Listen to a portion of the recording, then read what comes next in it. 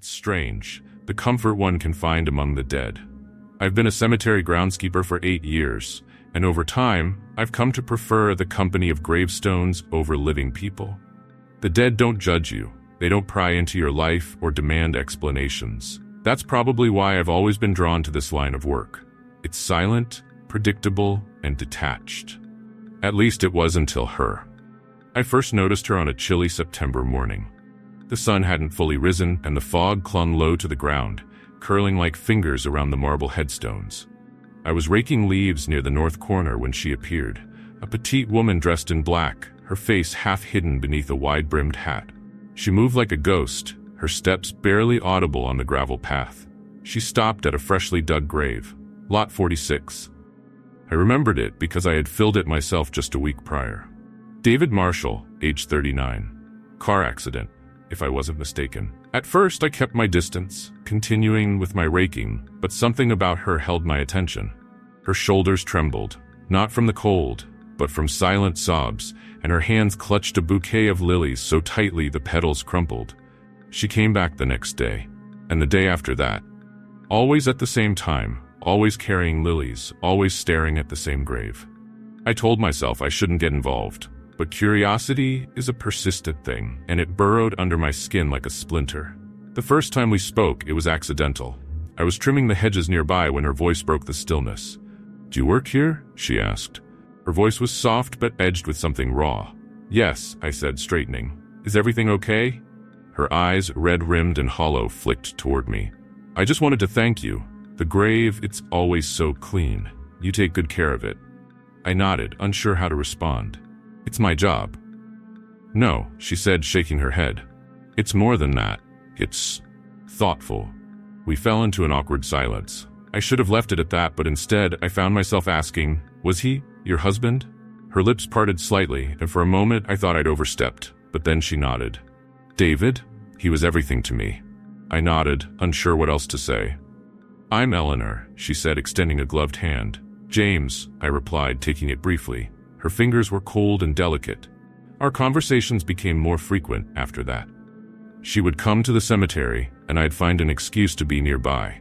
Sometimes she'd talk about David, how they met in college, how he loved jazz music, how they used to dance in their living room on rainy nights. Other times, she asked about me. I told her the basics. I'd grown up in the area, had no family to speak of, and had been working at the cemetery for years. She seemed to like my company, and I found myself looking forward to her visits in a way I hadn't expected. One crisp October afternoon, as the leaves turned to fiery hues, she surprised me by bringing a thermos of coffee. "You're always out here, rain or shine," she said, pouring a cup for me. "You must get lonely." I shrugged. "I'm used to it." "You shouldn't have to be," she said, her gaze lingering on me in a way that made my chest tighten. It wasn't long before our conversations extended beyond the cemetery. She invited me for coffee at her house, a small, cozy place on the edge of town. It felt wrong at first, sitting in the living room of a grieving widow, but Eleanor had a way of making me feel needed. The first time I felt something was off, it was during one of our coffee visits. Eleanor had been quieter than usual, her fingers tracing the rim of her mug absently. "Do you ever think about death, James?" she asked suddenly. I blinked, caught off guard. "I work in a cemetery, it's hard not to." "No, I mean really think about it. What comes after? What we leave behind?" Her tone was strange, distant, almost wistful. Before I could respond, she stood and walked to the window, staring out at the fading sunlight. "David used to say I worried too much," she murmured, "that I had a habit of imagining the worst." I wanted to comfort her, but something in her demeanor stopped me. It was as if she wasn't talking to me, but to some invisible presence. I couldn't stop thinking about that conversation. Something about it gnawed at me, like an itch I couldn't reach. One evening, after Eleanor had gone home, I found myself standing by David's grave.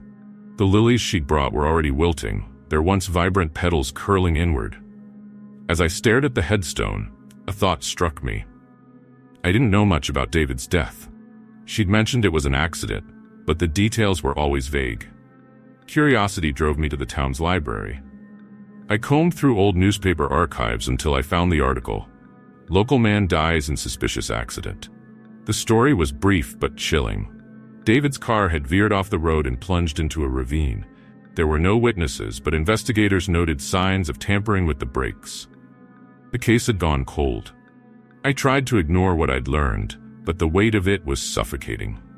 Every time I saw Eleanor, I felt the knowledge pressing against my chest, demanding to be spoken. One evening, as we sat on her porch watching the sun dip below the horizon, I couldn't hold back any longer. "Eleanor," I began cautiously, "can I ask you something?" She glanced at me, her expression unreadable. "Of course. It's about David's accident." Her entire body tensed. "What about it?" "I read about it," I admitted, my voice barely above a whisper. "The article said it might not have been an accident." Her reaction was immediate. She stood abruptly, her chair scraping against the wood. "Why would you do that?" I needed to know," I said, rising as well.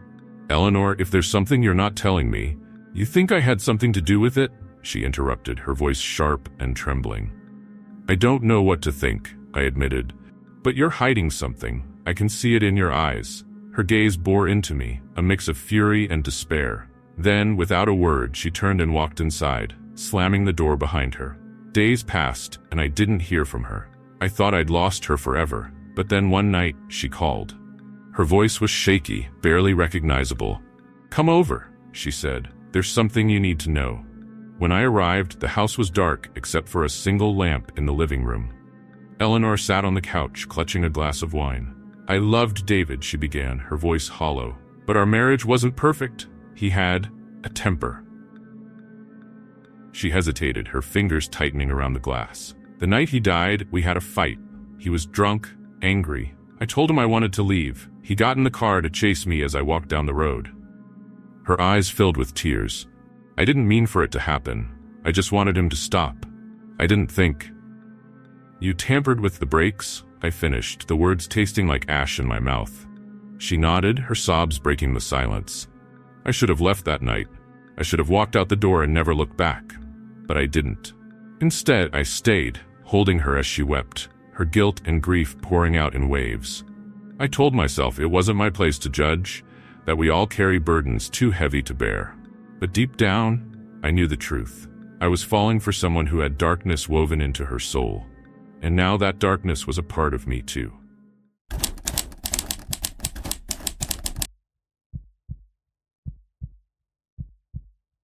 I've always been the kind of person who doesn't ask too many questions. Life is easier that way. My wife, Sarah, appreciated that about me. At least, I thought she did.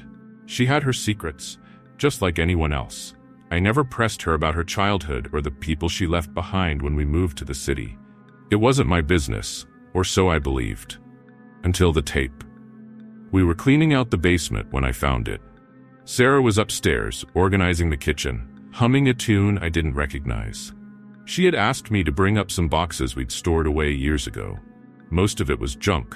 Old photo albums, forgotten decorations, a cracked lamp we never got around to fixing. But then, buried beneath a heap of crumpled newspapers and yellowed receipts, I found the small, unmarked VHS tape. I held it up to the light, its plastic casing scratched and dull. It was unlabeled, but something about it made my stomach turn. Maybe it was the way it seemed deliberately hidden. Or maybe it was just my overactive imagination. Either way, I decided not to mention it to Sarah. Not yet. Our old VHS player was still hooked up in the den. We kept it for nostalgia's sake, occasionally watching tapes of our wedding or her favorite childhood movies. I slipped the tape in, feeling a strange mix of curiosity and dread. The screen flickered to life, static hissing before settling into a grainy image. At first, it was hard to make out. The camera seemed to be positioned in a dimly lit room, the furniture sparse and unremarkable. A clock ticked loudly in the background, its sound sharp and mechanical. Then, the frame shifted. A figure stepped into view. It was Sarah, or at least a version of her I didn't recognize. Her hair was longer, darker, and she looked younger, maybe in her early 20s. She wasn't smiling. In fact, her face was utterly blank, devoid of the warmth I'd come to associate with her. She was staring directly at the camera, her eyes glassy and unblinking. Behind her, another figure appeared. A man. He was tall, with a gaunt face and hollow cheeks. His hand rested on Sarah's shoulder, his fingers digging into her skin just enough to make her flinch. The man leaned in, whispering something into her ear. She nodded, her lips moving silently. I couldn't hear what she said. The audio was distorted, crackling like a broken speaker. But the look on her face, that hollow, resigned expression, made my chest tighten. The man moved away, leaving Sarah alone in the frame. For several minutes, she simply stood there, staring into the lens. Then, as abruptly as it began, the tape cut to static. I ejected it immediately, my hands shaking. Questions swirled in my mind, but none of them had answers. Who was the man? Why did Sarah look so empty? And why had this tape been hidden away for years? I needed to confront her. But as I climbed the stairs, the weight of the tape in my hand, I hesitated. What if she denied it? Worse, what if she didn't?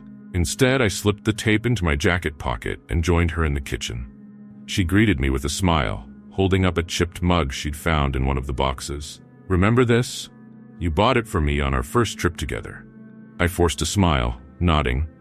But all I could see was the Sarah on the tape, silent, vacant, and utterly unfamiliar. That night, I couldn't sleep. The image of Sarah's blank stare haunted me, replaying in my mind like a broken reel. She slept soundly beside me, her breathing steady and peaceful. I envied her.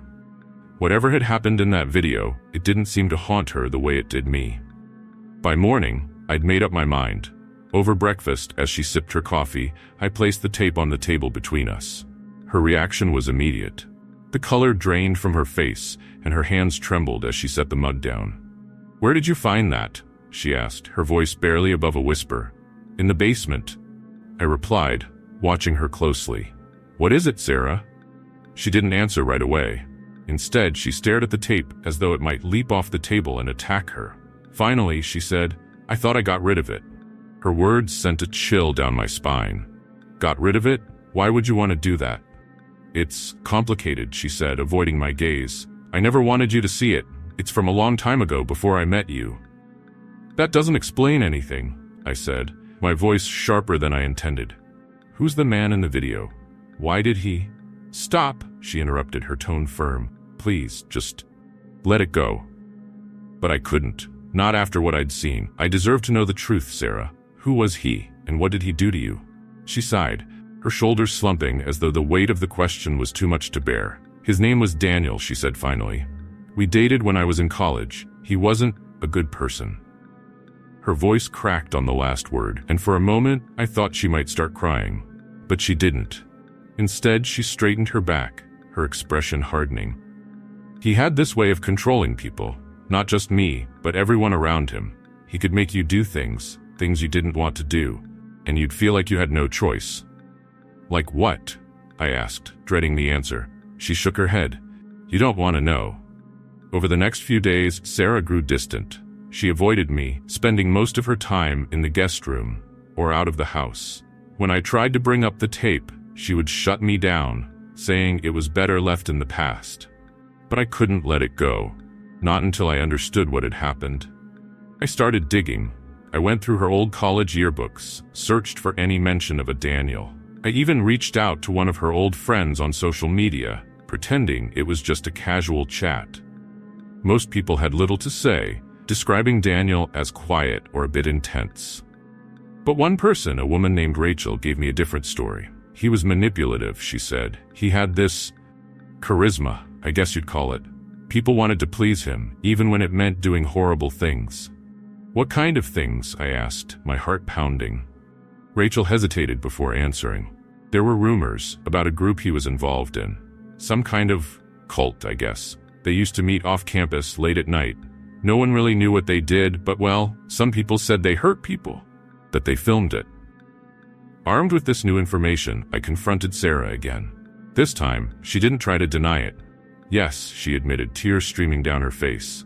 "Daniel was part of a cult, and for a while, so was I." I felt the floor drop out from under me. "You were in a cult?" "It wasn't like that at first," she said quickly. "It was just a group of friends, people who wanted to explore something different. But then Daniel took over, and it became something darker. By the time I realized what was happening, it was too late." "And the tape?" I asked, my voice cold. "What was on it?" Her silence was answer enough. I found the second tape in the same box where I discovered the first. Unlike the first tape, this one was labeled Session 12. My hands trembled as I slid it into the player. The screen flickered to life, revealing a dimly lit basement. A group of people stood in a circle, their faces obscured by masks. At the center was Daniel, holding a knife. Beside him was Sarah, her expression blank and distant. What followed was too horrific to put into words. By the time the tape ended, I was shaking, bile rising in my throat. I didn't speak to Sarah for days. How could I? The woman I thought I knew had been a part of something unspeakable, and yet a part of me still loved her. I wanted to believe that she had been a victim, manipulated, and coerced. But the images on that tape refused to leave my mind. In the end, I made a choice. I burned the tapes and swore never to speak of them again. Sarah and I moved on, or at least, we pretended to. But sometimes late at night, I catch her staring out the window, her face pale and haunted. And I wonder if I made a mistake.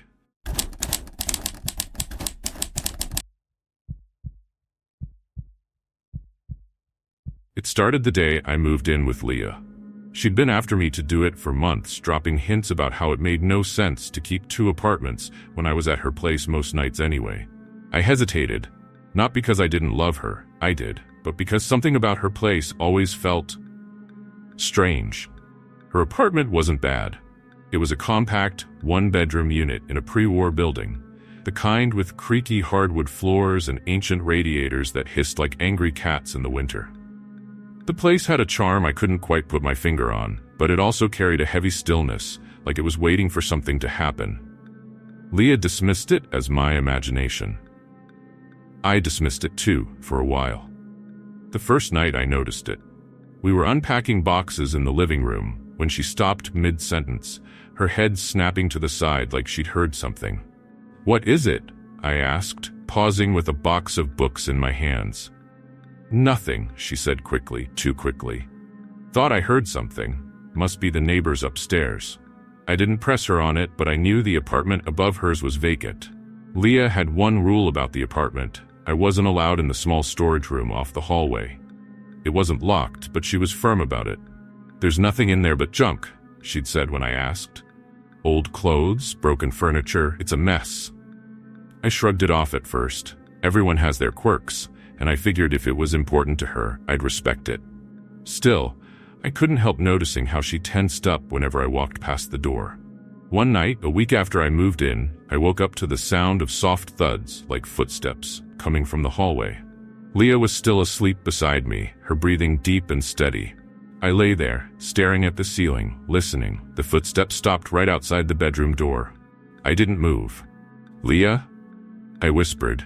She didn't stir. The next morning, I told her about it. She laughed it off.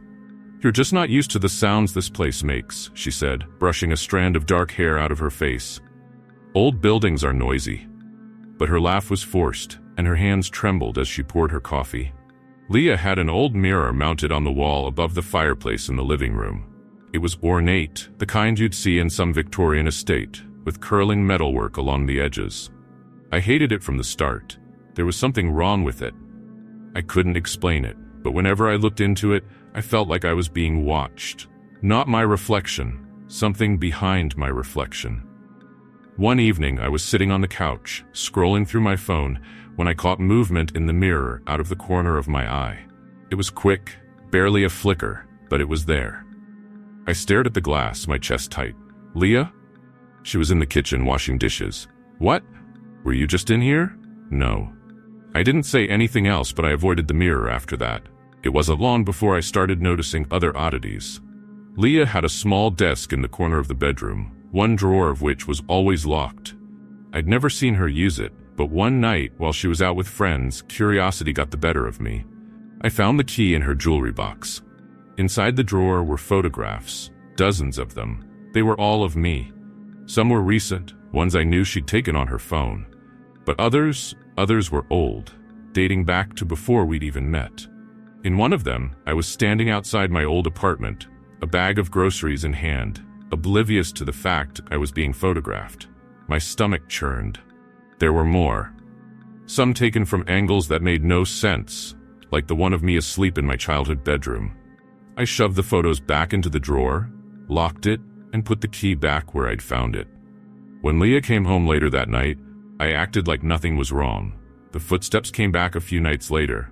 This time, I didn't stay in bed. I slipped out from under the covers, careful not to wake Leah, and crept into the hallway. The air was cold, colder than it should have been. The storage room door was ajar. I froze. A sliver of light spilled into the hallway from the gap in the door. I should have turned around. I should have gone back to bed and pretended I hadn't seen it, but I didn't. I pushed the door open. The room wasn't full of junk, like Leah had said. It was empty, except for a single chair in the center of the room and the mirror from the living room. The same ornate mirror I hated, now sitting upright on the floor, reflecting the empty chair. But it wasn't empty. A figure sat there, staring back at me through the glass. It wasn't Leah. It wasn't me. The thing in the mirror smiled, and my blood turned to ice. Behind me, I heard Leah's voice. "You weren't supposed to see that." I turned to face her, but she wasn't in the hallway. Her reflection was in the mirror, but it wasn't her. Not really. I don't remember what happened after that. I woke up the next morning in bed, my head pounding. Leah was gone. So was the mirror. I packed my things and left that day.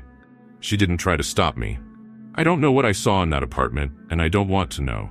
But sometimes, late at night, I hear footsteps outside my bedroom door. I don't open it. Not anymore.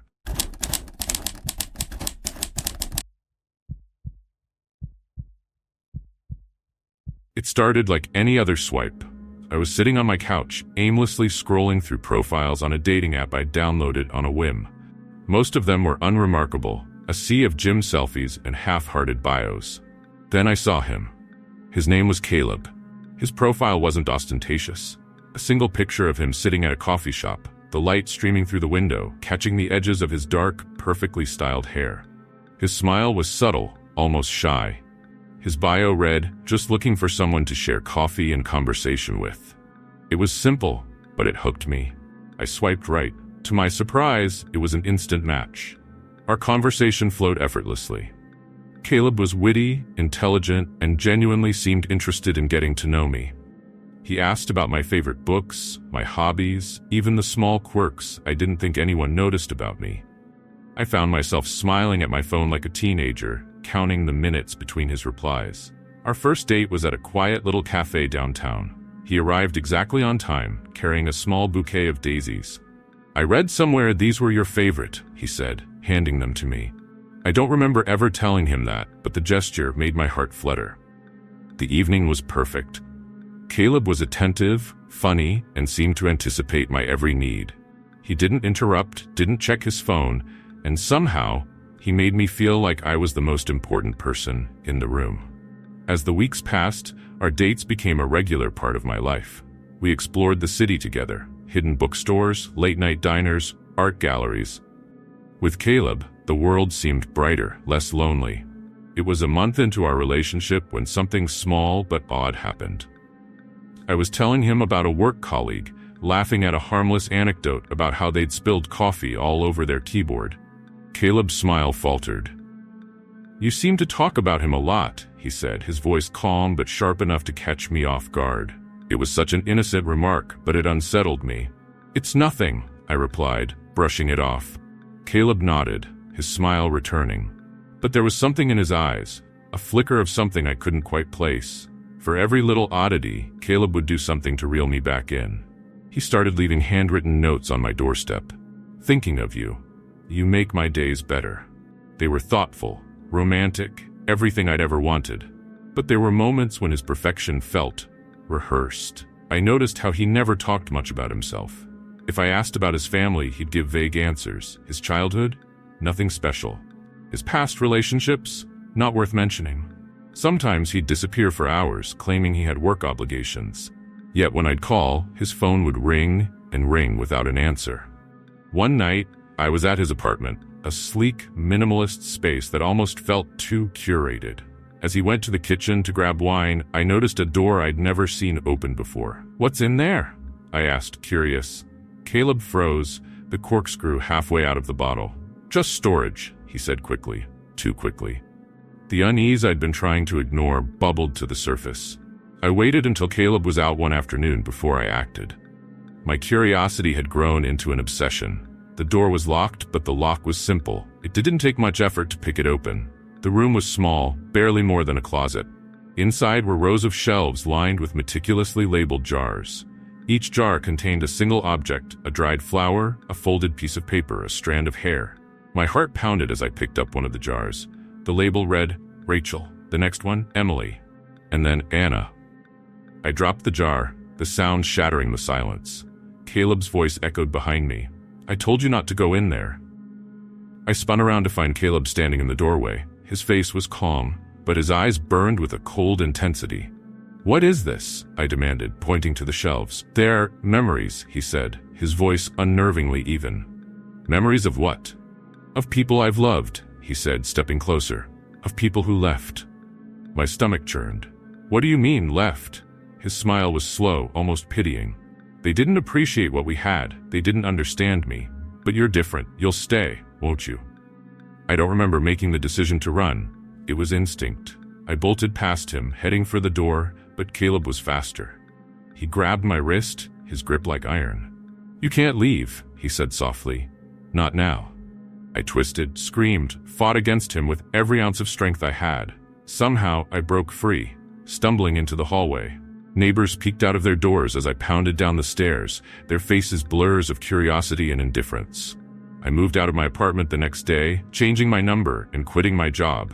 Caleb didn't try to contact me, not directly, but I started noticing small things. A daisy left on my car windshield, a handwritten note slipped under my door. You're different. You'll come back. I reported him to the police, but there wasn't much they could do. The jars in his apartment? Gone by the time they arrived. No evidence. Even now, months later, I can feel his presence.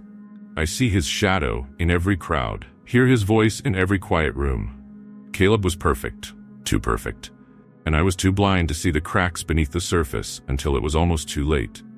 If you ever meet someone who seems flawless, ask yourself, what are they hiding? And more importantly, will you survive finding out?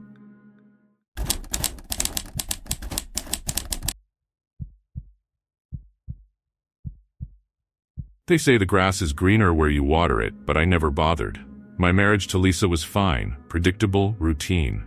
After 10 years, the spark had dulled to embers, but I figured that was normal. Love morphs into a quieter, less exciting thing, right? At least that's what I told myself. I wasn't looking for anyone when I met her. That's the worst part. It makes me sound like the victim, but I wasn't. Her name was Evelyn. She was radiant. That's the only word that fits. I noticed her at the coffee shop I frequented after work. She stood out, not because she was flashy or loud, quite the opposite. She was understated, graceful, with an air about her that seemed untouched by the chaos of the world. Our first conversation was innocent enough. She commented on my order, black coffee, no sugar, and teased me about being all business. Her voice was soft, with a lilting cadence that clung to my thoughts long after I left. Over the next week, I started looking forward to those brief interactions. Evelyn had a way of making you feel seen, understood. She remembered small details I'd mentioned in passing, like the presentation I was nervous about, or the antique watch I inherited from my grandfather. It was intoxicating. It didn't take long for our conversations to grow deeper. She was curious about my life, my dreams, and even my disappointments. I told her things I hadn't told Lisa in years, things I hadn't even admitted to myself. Evelyn listened like every word mattered. When she suggested we meet somewhere outside the coffee shop, I hesitated for all of 10 seconds before agreeing. That first dinner felt electric, like stepping into a world where I wasn't just a tired husband or a mediocre employee. I was interesting again, desired. She didn't press for anything physical, which made it worse in a way. Evelyn wasn't chasing a fling. She was deliberate, patient. She'd weave her way into your soul before you even realized it. But the affair didn't feel like an affair. Not at first. There was something surreal about Evelyn, like she existed just slightly outside of reality. Her mannerisms, her smile, even the way she moved felt almost too perfect. Lisa noticed the change in me, of course. How could she not? I was distracted, distant. The guilt gnawed at me in quiet moments, but I buried it under flimsy excuses. Lisa deserved better, but Evelyn made me feel alive in a way I hadn't in years. The first crack in Evelyn's flawless veneer came one night over dinner. We were laughing, talking about the absurdity of office politics when I casually asked where she grew up. She froze, not for long, just a fraction of a second, but it was enough. "Oh," she said, forcing a smile. "A small town upstate, you wouldn't know it." Her response was smooth, but something about the way she said it felt rehearsed. The conversation moved on, but that moment stayed with me. The next time I saw her, I pressed a little harder. "You've never mentioned your family," I said. "Are you close with them?" Her eyes flickered with something. Annoyance? Fear? "Not really," she replied, her tone clipped. "They're not in the picture." That night, I searched her name online. I wasn't expecting much. Evelyn didn't strike me as someone who lived a large part of her life on social media, but I found something, a local news article from 15 years ago. The headline read, "Young woman found dead in apparent drowning." My chest tightened as I scanned the article. It was her. The photo was grainy, but it was unmistakably Evelyn. Same dark hair, same piercing eyes. She was 24 when she died, her body pulled from a lake near her family's summer home. Authorities ruled it accidental, though the article hinted at unresolved questions surrounding her death. I sat there in the dark, staring at the screen until the words blurred. My mind reeled, trying to rationalize the impossible. The next time we met, I confronted her. "Evelyn," I began, my voice trembling. "Who are you really?" Her expression didn't change. She tilted her head, studying me like I was a puzzle she'd already solved. "What do you mean?" she asked, her tone calm. I showed her the article. Her eyes lingered on the screen for a moment before meeting mine. "You shouldn't have looked," she said softly. Something about her voice sent a chill down my spine. It wasn't anger, it was resignation. "Is it true?" I demanded. "Are you dead?" She sighed, a sound heavy with centuries of sorrow. "I didn't want you to find out like this," she admitted. "But yes, I died a long time ago." My hands trembled as I gripped the table. "Why me? Why are you here?" Her gaze softened, and for a moment she looked almost human. "I needed someone to hear me," she said, "to understand." "Understand what?" "What it feels like to be forgotten." Her words hung in the air like a shroud. Over the next few days, the pieces began to fall into place. Evelyn's presence wasn't just an accident or coincidence. She had chosen me for a reason. I started having dreams, fragments of her life, her death. The images were vivid, haunting. In one, I saw her standing at the edge of the lake, tears streaming down her face. In another, I felt the cold water enveloping her as she sank beneath the surface. It wasn't long before the dreams bled into my waking life. I'd catch glimpses of her reflection in windows or hear her voice when I was alone. Lisa noticed my growing paranoia, but I couldn't tell her the truth. How could I explain that the woman I'd been seeing wasn't just another woman, but a ghost? Evelyn became relentless, her presence suffocating. She wasn't content with being understood. She wanted something more, something I couldn't give. One night she appeared in my bedroom, standing at the foot of the bed. Lisa slept soundly beside me, oblivious. Evelyn's eyes burned with something I couldn't decipher. Anger? Longing? "You need to let me go," I whispered, my voice breaking. Her lips curled into a sad smile. "It's not that simple." Evelyn's hold on me didn't wane. If anything, it grew stronger. She began to invade every part of my life, her presence as constant as my own shadow. One night, I returned to the lake, the place where she died. I stood at the edge, the icy wind biting my skin. "What do you want from me?" I shouted into the darkness. Her voice answered, carried on the wind, "To be remembered." In that moment, I understood. Evelyn wasn't just seeking closure. She was seeking permanence. She wanted her story to live on, etched into my mind forever. But the cost of remembering her was too high. I haven't seen Evelyn since that night at the lake, but she lingers still, in the corner of my eye, in the silence between breaths. Lisa and I are still together, though our marriage feels like a fragile thread stretched to its limit. Some nights, I dream of Evelyn. She stands at the edge of the lake, staring into the abyss. And when I wake, I swear I can still feel her cold hand brushing against mine. Because the truth is, you don't escape someone like Evelyn. Not really. You carry them with you, like a shadow that grows darker with every passing day.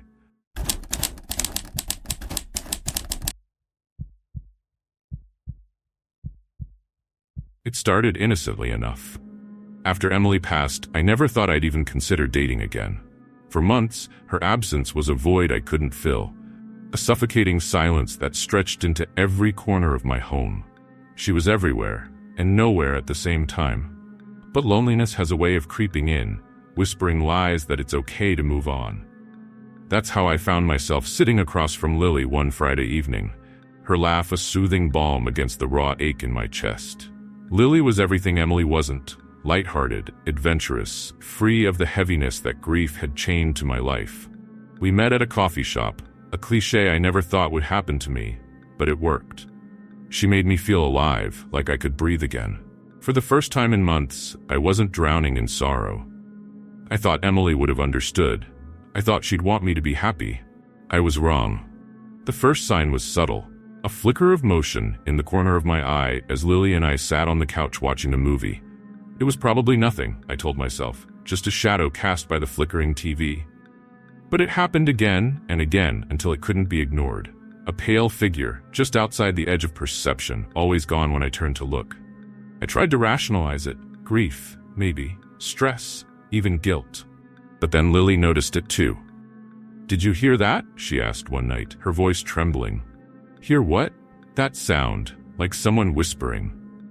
I listened, straining my ears against the oppressive silence of the house. And then I heard it, a soft, sibilant murmur that seemed to come from everywhere and nowhere at once. Lily grabbed my arm, her grip tight. "Tell me you heard that." I nodded, my throat dry. I didn't tell her the voice sounded familiar.